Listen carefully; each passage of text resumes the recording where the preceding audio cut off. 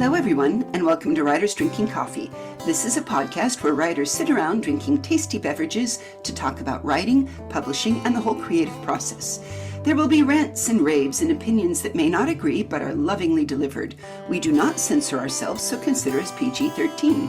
I'm Jeannie Warner, and this is episode 220, Interview with M.L. Lee. Welcome, Miss Lee. Hi, thank you so much for having me. I'm so happy to be here. Oh, it's my delight. Miss Lee came to me as a friend of a friend who said, hey, she's got a first novel. Do you want to take a look at it? And you sent me your first novel, and I have to say, wow, I have read a lot of first novels at this point, and this is really, really good.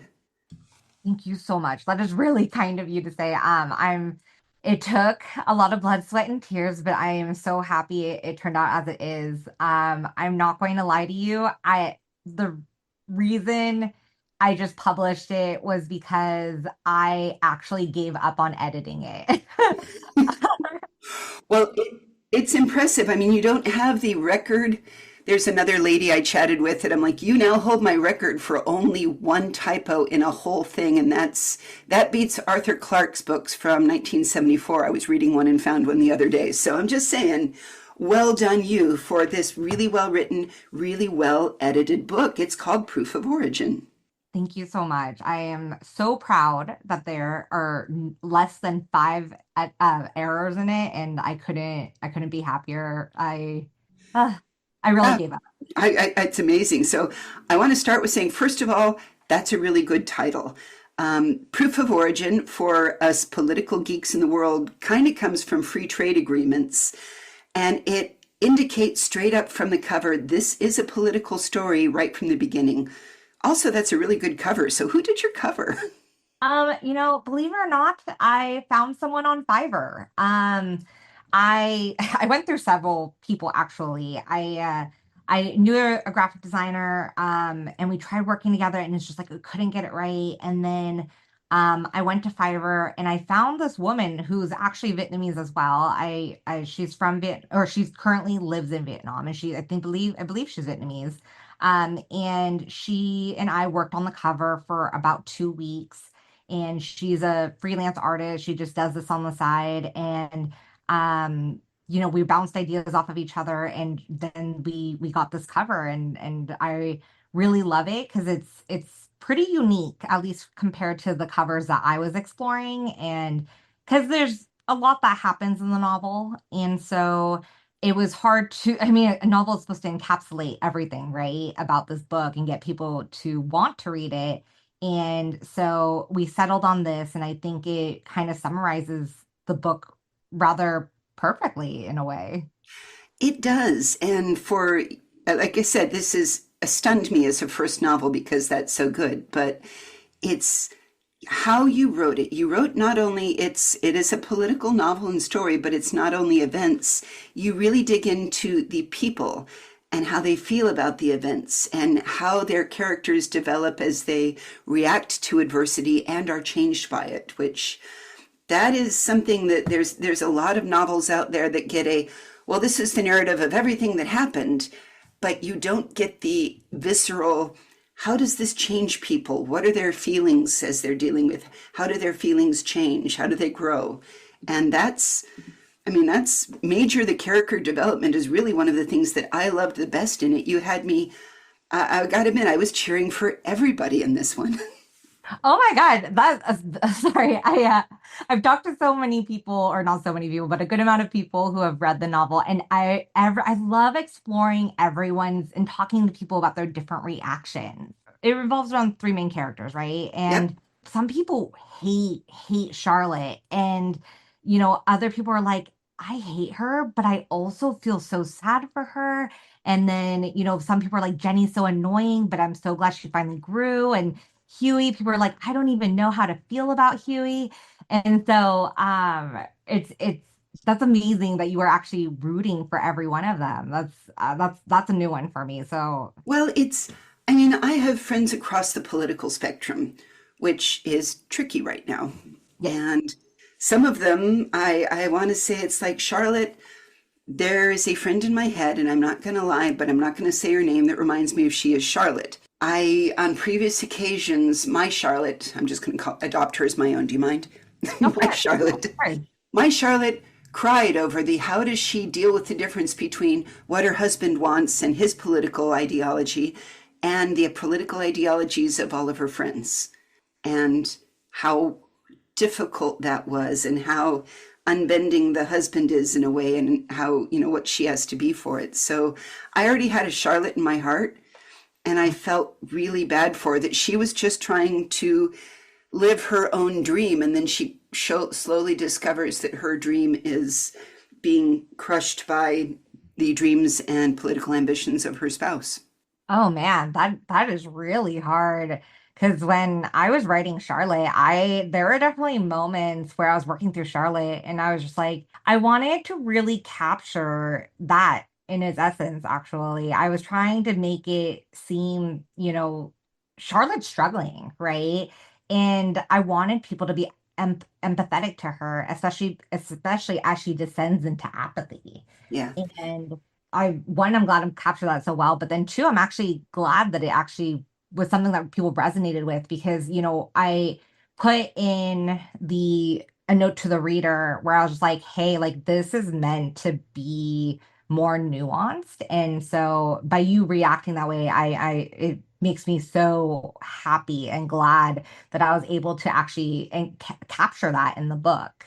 Well, it was hard to read in places just because it's hard to keep track of the news and not want to throw your phone against the wall. And I get that. But let's back up Absolutely. and say the three threads of this for those of you just turning in, and you absolutely should read this story, Proof of Origin. The first one is Huey Tran. Did I say his name right? You're gonna have to Yeah, correct me. you can. That's right. Huey Tran, who helps write a governmental policy about genetic purity to be in America. And Huey has clawed his way up the conservative, he's in a position of power and he wrote the policy. But then he finds that even though he's very proud, his family did everything, air quotes, right, came to the country right, did it all right, but he can still get caught up in it. And I did not picture Cash Patel at all in this, not even a little. Nope, nope, not me. Yeah, I'm not going to lie. When I put him in the book, I was realistically targeting Vietnamese Orange County, Yeah. like Trump supporters. And I'm not gonna lie there because it's always a moving target, right? The quote unquote belonging, and that's kind of what I wanted to reflect for Huey is like, yeah, you went and got an education, you went and did this, you went and did that, you did everything quote unquote right. And that still wasn't enough because at the end of the day, the goal Racism is and racism. yeah, Yep. racism is racism and the goalpost is always moving. Like at the end of the day, it's you're striving to achieve so much, but at the end of the day, people are not necessarily going to accept you. This reminded me of a guy I had a fling with years ago whose family came from Cuba, but they had money. So they went to Spain first and then applied to America. And in his view, they did everything right, so they deserved to be here. And he really, really looked down on the Cuban refugees from Castro that were like, overcrowding rafts and dying just trying to get to Miami. And he was and this helped me understand that the what we have going on when you say, they have the Latinos for the current guy and other things, is like there is still class warfare and inter-country warfare everywhere. There's not any monolith of genetics from any one particular area.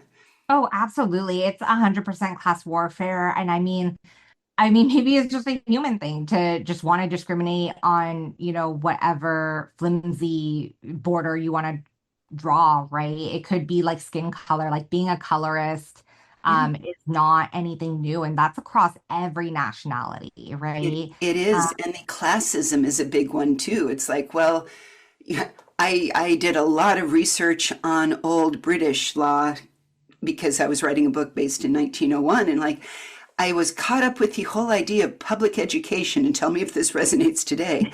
The Tories were dead set against it in the early 1800s because, well, the children of servants could get above themselves. I mean, literally a quote used in a parliament, debate. What if they try to get above themselves? What if they say, well, I don't want to be in the servant class anymore. Wow, are we still fighting that battle 200 years later? Yeah, of course we are. Oh yeah, there's a lot of distraction from classism, right? There Like are. there's been so many distractions. And so in my book, I'm not going to lie, everyone in the story is rich. Yeah, they start Like, out well off, and yeah, that's like everyone starts off really well off. And like the only person who does not actually start off well is Jenny's mom, right? And we get a chapter where it actually really talks about her immigrant experience. I mean, obviously it condenses it. But for the most part in the book, everyone is super wealthy for the most part. Obviously not over 50, well, maybe Charlotte, but initially they at least don't start off past within the 1% class. listen, I don't even know. I mean, you say that, but at the same part, I can say it's old enough. Like, I remember that when we were kids, when I was a kid in the 70s, we did sponsor a Cambodian family escaping the joys of Pol Pot and what was going on in Cambodia coming over. And I think I would think of us as lower to middle class at the time. You know, we had a house, which used to be middle class, and now that's upper class, upper 1%. So I was viewing some of this from that historic perspective of saying, Jenny Yuen, when she comes over and her family comes over, yeah, the fact that she did live in San Francisco didn't necessarily mean they were filthy rich. It just meant that that timing wise, they could have gotten in there, could have gotten a deal. So I didn't assume that even with a bar of gold, which becomes an interesting, tiny, short little plot point, was meant anything other than, hey, everyone has an insurance policy somewhere.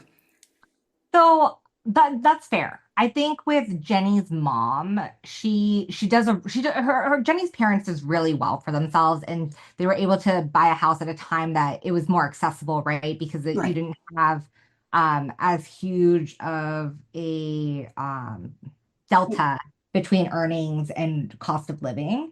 Well, But at the same time, though, in in the book, and to be fair, I made it kind of subtle because I some of my beta readers were legitimately like, "Where is all this money coming from?" When she rebuilds her villa in Vietnam and everything like that.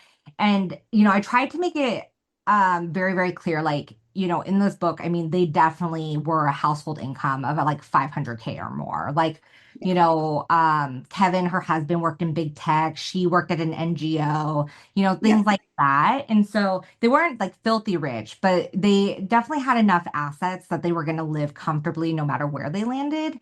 And except for you bring up an excellent, there's a point that we try to say to everybody in the world that, you are closer to three paychecks away from poverty than from billionaire. yeah, 100%. And that is the beautiful. I mean, I love that. I love that Kevin comes with him because this is the one of the plot in the stories is Jenny and Kevin and their kids are sent back to Vietnam because Jenny's Vietnamese and her kids, although Americans born in America, their citizenship gets Oh handed no, down. sorry, Jeannie. They're actually not born later until in Vietnam. Oh, Sorry. my bad. No worries. Still, the No worries. It's just her and Kevin and her parents or Jenny's family that leaves, but right. then they have the kids in Vietnam, but still same thing. Okay, my bad then, and I should read it again. And this is a readable more than once story, so take that as you will, people. This is really good. Of Because Jenny, you make it. It's a complicated thing because for every woman I know that's had kids, your hormone and your emotions after giving birth are complicated. And so she's dealing with that. And she got kicked out of her beautiful house.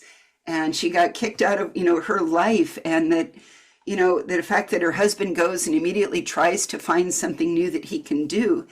And it is just a very real story of the struggles that they have. It's how you can have somebody that's really feeling like I'm having all of this jarring and doing it, and how there's a moment that she almost resents him a little bit, and that's like so real.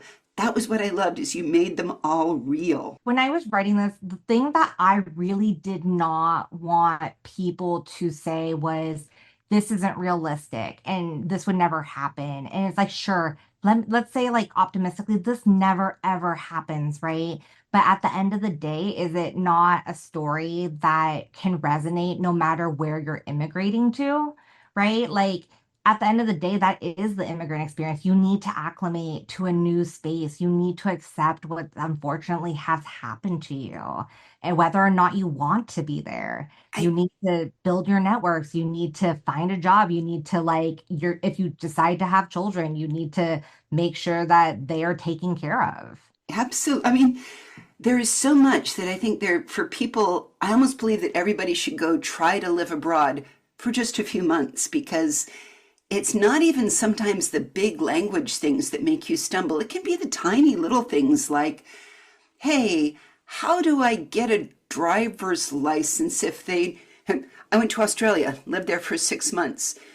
My my driver's license bureau did not trust the federal government's documentation of me, but they were willing to trust the phone company who sold me a phone. Like, Love that. it's the you understand as you hit adulthood and you live in a country, you know how to get shit done. It is not the same when you move to literally any other country because they have all of their things, all of they say some things are written in blood. This is the way that it happens. Well, every single policy, every single methodology that any government or bureaucracy has came about for a reason. Like in California, they check your VIN 20 times to make sure your car's not stolen. In Colorado, they never even check your VIN, but they demand that you have insurance because the problem in Colorado is uninsured motorists. Little things like that add up, and you capture that of the when you come to America, here's the new things, and you learn how to address and you learn how to play the game. And then to have that taken away from you again, that's a wait, I learned and I did it right thing again. And that's why I loved Huey at the end. You bring us back to Huey and Huey's problems and challenges. And that's a beautiful thing. This is how we adjust to change and horror and drama in our life. Yeah, that's what I loved about Huey's character. I think he really just came to show you, like, no matter how many times you think you're doing it right, there is no really, like, quote unquote, right way of navigating your life. I think there's a lot of fixation on doing things, quote unquote, right, and that you'll be rewarded for it. And Yes. with Huey, it's like, no, he really does do everything right. And it almost drives him into a psychosis almost, right? Because it's unbelievable to him because he truly believes, like, yeah, like if I just do this right, if I do this by the rule book, I'm gonna be okay. And at the end of the day, like all you can really do is try to navigate life the best you can. And this was very much the, I want to say out there, if you read The Handmaid's Tale and looked at that and say, okay, I don't want to live in Christian Zionism, this is a good book to read to talk about just simple ancestral qualification and what women in society, I mean, you haven't gotten as far in your book as like them being breeding, but what it means for, yeah, fuck the patriarchy. Sorry, I got to say it. Once you have a solidly patriarchal, this is the way that we're going to do it. And what is a woman's role in that? And again, that's why I felt bad for Charlotte. Of what does it mean to be foreign? What does it mean to be a woman? What does it mean to be any of these places when you have a zero exceptions rule? I mean, there's no surely. Surely they won't come for me. Surely that doesn't apply to me. I did it right. And Oh you tell man. the story in a way it jumps around in the timeline just enough that you can see this came before, this comes afterwards. You can see a logical if then else or logic to it. So I really liked that about it. Oh, thank you. I'm not going to lie. I tried to write this off and say like, oh, Handmaid's Tale didn't influence me. No, it 100% did. I read The Handmaid's Tale back in college, and one, I absolutely loved the book because it back then it was that was like early 2010s, and that felt so real to me. And obviously, it feels more real than ever. But it definitely had a huge impact on my writing, and also kind of, I mean, the policies today, without a doubt, do now. And it's just insane to me that 'cause I think Handmaid's Tale was written in the 70s, I think, or at least published in the 70s. And, we're here like 50 years later, still concerned about the same things, which is one, disappointing, but then two, just kind of goes to show how much we haven't really grown. But Yes, it was a huge influence on this book. I I sorry. honestly think it was the 80s because I remember it came out when I was in high school. Oh, okay, cool. So Also, then that dates me. Sorry. okay. So it's about, it's about 40 years old. Like Yeah. yeah, 30 to 40 years old. Oh, did you have to Yeah. bring it up like that? I don't want to feel that old. Oh, it's okay. I feel old every day too. And I also Um, like that you made me go learn things because it's easy. We have books and I've done interviews with people about being black in America and I there's a lovely book called at the dinner at the Nariyit, which was about being Hispanic and the laws and rules in LA that grew up around that. I have not, yours is the first book I've read that led me learn about those that left during the Vietnam War and the repatriation of those that wanted to go back and all of those pieces because there's not a lot of literature that combines what's going on with Vietnam. What happened, they come here, all people know here, it's like, well, you're in Sunnyvale, California. If you're getting your nails done, the odds are good that they're Vietnamese and you learn to say Dam Ung, and I probably mispronounced that terribly. no, but A for effort.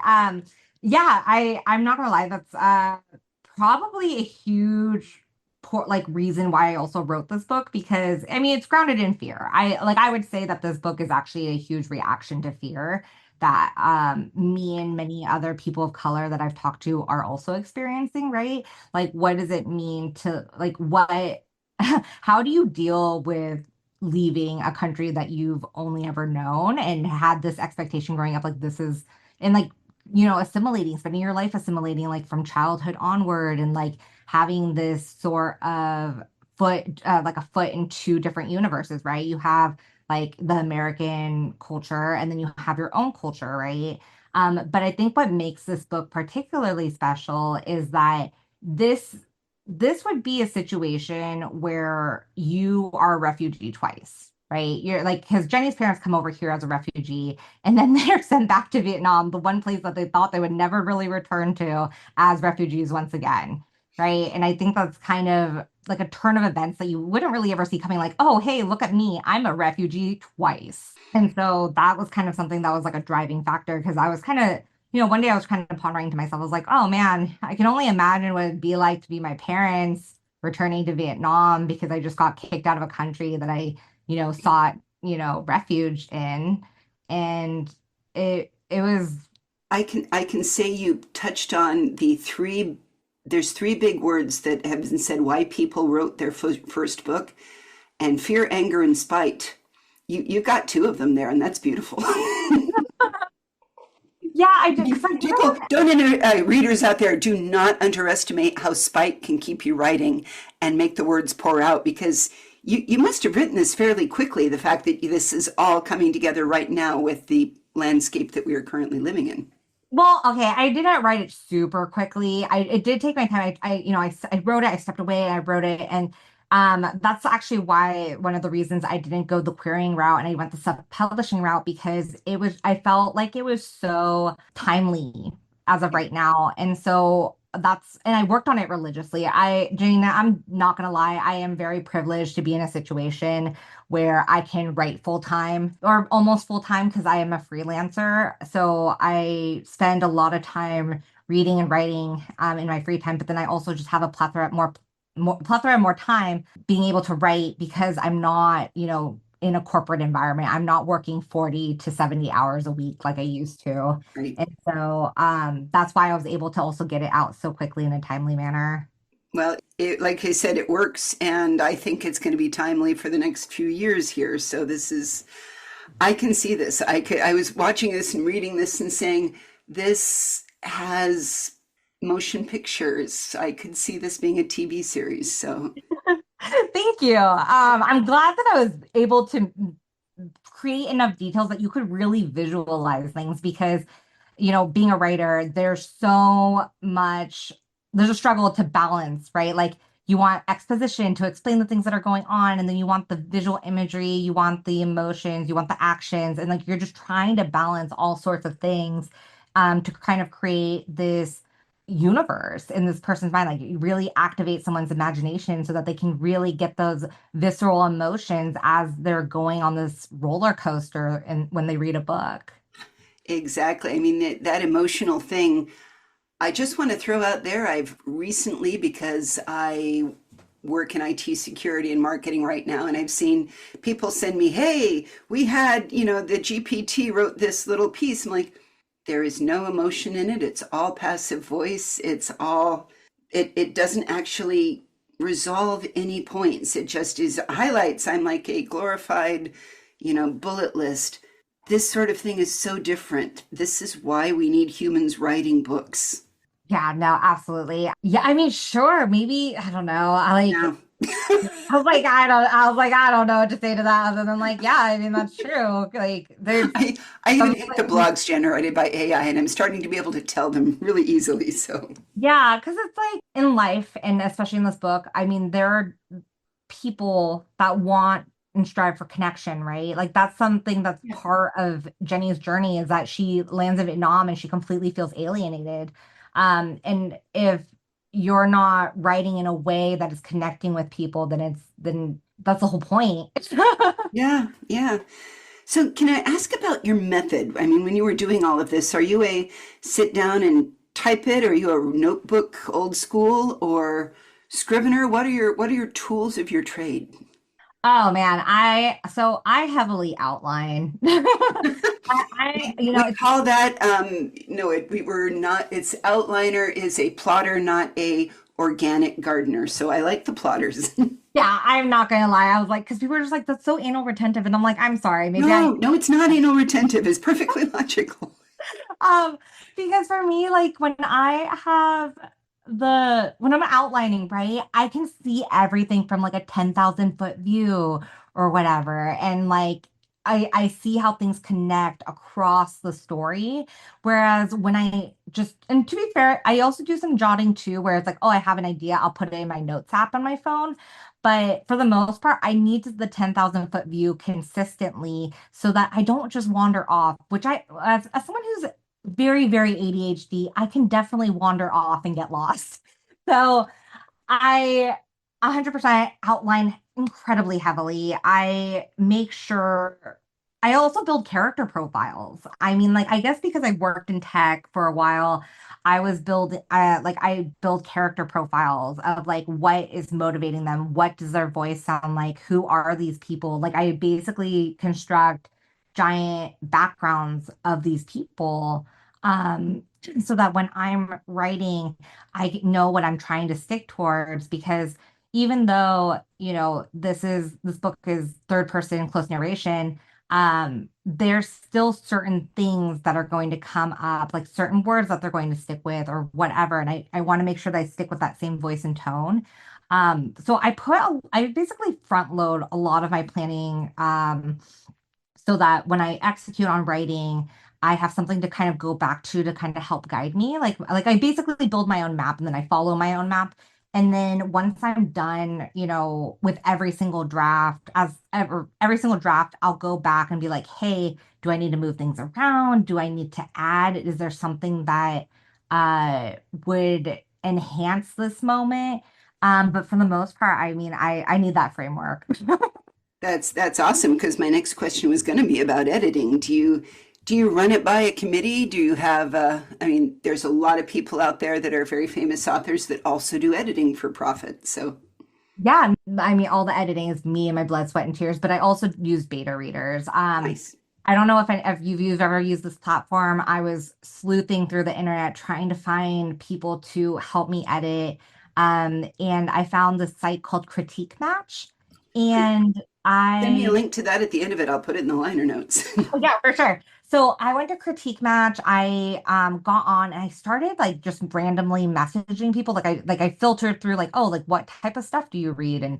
And tried to find people where I was like, hey, would you be interested in reading my manuscript? It's this many words, et cetera, et cetera. And I found some beta readers that I just super get along with. I mean, I got some of my best feedback from the beta readers from the site for Awesome. sure. Just absolutely incredible. And, I've built relationships. Like, I've never met some of these people, but we're like, when you're reading each other's books, or manuscripts, and we just get talking. And like one of my first beta readers, Hannah, absolutely adore her. She actually lives in Qatar and she writes her own romantasy, I believe is what it qualifies as. But and we switched and gave each other notes. And then like Matt Robinson. Oh my God. Wait, actually, let's cut that out. Just Matt. I met Matthew, who lives in Kentucky and he writes like Southern Gothic novels. And so, was able to build really great relationships with them. And then also, because I know in the writing industry, there's this like focus on making sure that you hit all of these points in your genre. And I'm like, no, that's kind of like, that's just not something that I personally ascribe to. Like, sure, if I'm writing romance, for instance, right? It's like, there's certain tropes that I want to hit, but I think to make a book sound like just a series of tropes just kind of sounds kind of sad to me. Yeah, Um, I mean, for anybody out there, if you really need to know the tropes, TV tropes is a good way to get you through, but do not rely on them.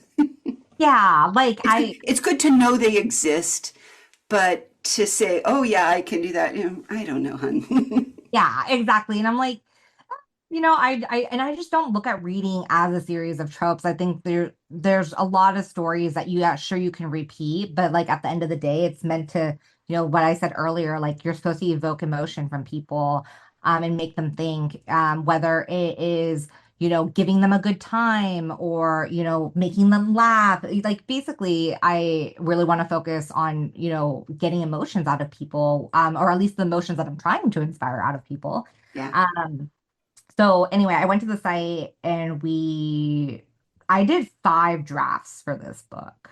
I did 5 drafts. that's And actually a fairly low number, so go you. oh my God, thank you. Okay, sorry, I'm so new to this, and I'm like, oh, really? Because I No, thought, no, it's in oh, multiple drafts actually is important. Like I can look and say, okay, I've got the version mostly because I am very disorganized about here's the one that's saved on this part of my computer, and here's where I stuffed into the Google Docs so I could share it with somebody, and then here's the feedback that came in. And so I've literally been spending my whole month putting old versions of mine together. So, yes, 5 is a very reasonable number. no, no, thank you.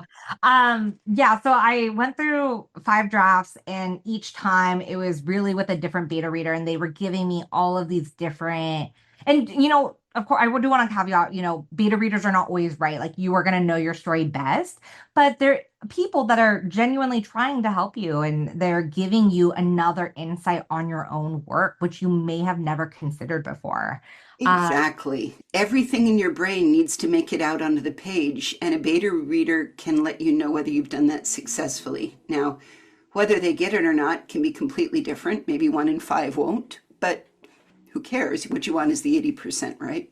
Yeah, exactly. And like I remember saying earlier in the episode, we or everyone gave me a different reaction, whereas you empathize with all the characters in there. Some people were very much, spiteful and like, very hateful towards certain characters, or, ended up warming up to them, right? It kind of gives you insight onto like the spectrum of emotions that you can evoke from people. And it's like, I think that is just why, sorry, not to answer your question, but that's kind of like I think what I really liked about writing, actually. That's something that I really enjoyed about writing this particular novel was being able to see so many people's reactions and so many people like who when they talk about it are very much like, I am willing to die on this hill. I hate this person. Well, I have to say that the work you did really shows in Proof of Origin is just an amazing first novel. What are you working on next? Did you say something about romance or what you got going? Yes. So I'm actually working on a romantic novel. I'm hoping to get it through the querying cycle, but we'll see what happens. Why are you going for the standard different pen names for different genres? Yes, I'm going for different pen names for different genres. This one's going to be done by Maeve Hartley. It is an a good old enemies to lovers trope where the the male main character, Bastian, is finds inherited an estate. He finds out that in his marriage or in his family contracts for his inheritance that he has to marry by 30, and it has to be someone of impeccable virtue and extremely smart. And he basically goes back to his childhood enemy, his arch nemesis, who's called her name is Araminta. And basically they go on an adventure together and experience a lot of personal growth. Let me put it that way. Isn't that what romance is all about? We all get personal growth from it. I mean, in an ideal circumstance. In an ideal circumstance. So I'm currently working on that. I'm gonna see where it goes. And I'm working on all sorts of things. I my partner is always kind enough to be like, you are just overflowing with ideas. And so that's partially why I'm just trying to like committed to writing full time just to see where it goes for this brief period of time, if it goes anywhere at all. And hopefully it does. And but we'll see what happens. Well, I think it's going swimmingly. Any advice for new authors besides having a supportive partner that can let you dedicate yourself to it? Oh man. I mean, I mean, I'm not gonna lie to anyone. That is a huge part of yeah. why the book turned out successful because but anyway, I would say that that aside, you really need to find people who are going to be honest with you. And I mean, people always say brutally honest, and I'm like, yeah, you should be brutally honest, but it should be constructive. Well, wait a second. People who say, I'm going to be brutally honest here, I'm like, does brutal mean asshole? Because I don't think you need to be an asshole. You just need to Oh be no, gosh, direct. no. Yeah. No, you don't definitely don't need to be an asshole about it, but you do need to make sure that the message gets across. I Yeah. mean, I'm thankful with my beta readers because they're always like, hey, this isn't resonating, or like, I don't know why this is here. And a lot of people would see that as asshole-ish behavior, but I don't. They're just trying to help me be the best version of myself. Yeah, we're And not picking on your kids out here. We're just saying, hey, your kid keeps leaving gum on the underside of his school desk here and kind of gets on my nerves, just so you know. yeah, exactly. Or like, I've had beta readers who be like, we get it. She's in a market. Let's move on. Like it's just kind of, I always really enjoy working with my beta readers because they point out things and like sometimes I straight up laugh. Sometimes I'll get comments back and I'll straight up laugh because I'm like, yeah, you're right. I need to like mix this up because she's been at the market like 20 times at this point. Let's throw in a coffee shop, maybe like, I don't know, the library, something. I don't know. It can make you appreciate that and I mean different things in America. This might be going too deep that says I spent the 80s at a mall. For instance, I was a teenage kid. We went to the mall for entertainment. There's different things that you do in different times and places. And if going to the market is where you go every single day, if you're buying food with, I always try to remind people that not everybody has a great big huge American refrigerator. So there's True. places in the world that you really do have to go buy something fresh every couple of days. So, That's true, especially if it's seafood. oh But yeah, oh yeah. yeah, but no, like with all of your beta readers, especially the really, really great ones, are gonna give you just so much insight. I know it sounds like I'm plugging Critique Match so much, but compared to any other platform that I've been on trying to search for beta readers, it's been the most fruitful. And not just getting the feedback, but also building those relationships because as you're trading content with somebody, or not even just trading content. If someone's just beta reading your work, they're getting to know you and the way that you write and how you operate. And so they're gonna get better and better at streamlining the things that are not working for you and what is That's actually working. totally awesome. And I'll plug it out there of saying if you're out there listening and you're like, I can't really afford to buy a million books all the time, like, being a beta reader, you could actually have your entertainment system sent to you for free. You just have to do a little bit of work in exchange. So, Oh yeah, for sure. And it's or I wouldn't say it's simple work. It's really not simple, but it's more of like, even just reading someone's work and flagging things that are funny or made you feel a certain way, not even just like grammar or line edits or, things that are, much more complex, like developmental editing, but just being able to show the author, like, hey, I actually did find this funny is still a huge help. It is when somebody says, "Hey, I love this." You're like, "Oh, I love that too." It's awesome. Yeah. Sorry, I had someone write or comment early on a different draft of the romantasy that I'm writing, and they were just like, "Oh my God, I just can't with this character." And I was like, "Oh my God, yes, I achieved exactly what I sought out to do." Yeah. That's awesome. Well, we will put links to the fascinating things we discussed during this episode on our website, which is www.writersdrinkingcoffee.com. Miss Lee, will you please send me all of the links that you used for your book covers, etc., for Fiverr, so that people can copy and gain from some of the experience that you had? Yeah, no, absolutely. I will send those over right away. And I super appreciate you being here with me today. And I appreciate you inviting me. Thank you so much for having me. My delight. You've been listening to Writers Drinking Coffee, a labor of love and enthusiasm put together by the hosts. Our main web magic is cast by Deirdre Schween, and our sound engineer is Ksenia Chernievskia, with backup by David Welsh and John Schmidt. Our intro and exit music is performed by Michael Langenberg, who lives down under in Hervey Bay and runs Tin Can Music School. Our podcast sponsors are Jackal Designs, Arm Street in Ukraine, the Bean Suite in Sunnyvale, and wherever you like to take your notebook or laptop and write. And hey, thanks for listening.